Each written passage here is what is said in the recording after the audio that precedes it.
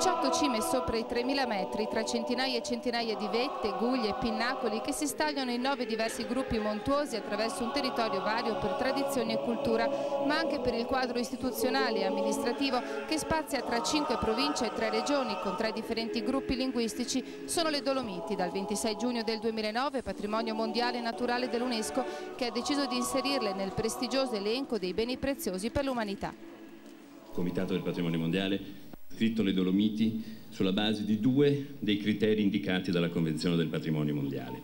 Il criterio 7, in quanto le Dolomiti rappresentano un fenomeno naturale di bellezza e di importanza estetica eccezionale, e il criterio 8, in quanto le Dolomiti sono un esempio rappresentativo delle grandi fasi della storia della Terra e dei suoi processi geologici.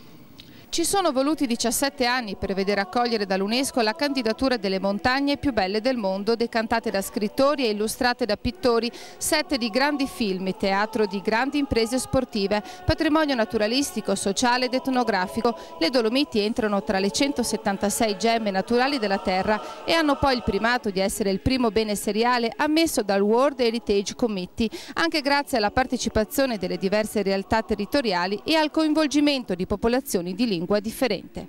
Una lista che conta già ben 42 siti nel nostro paese che meritano questo riconoscimento.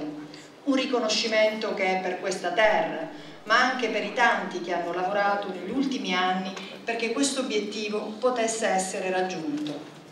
L'Italia è una nazione che per storia e carattere è gelosa dei propri localismi, che sono scrigni di cultura, tradizioni, peculiarità, ma lo sappiamo bene, spesso anche fonte di rivalità e di accese contese.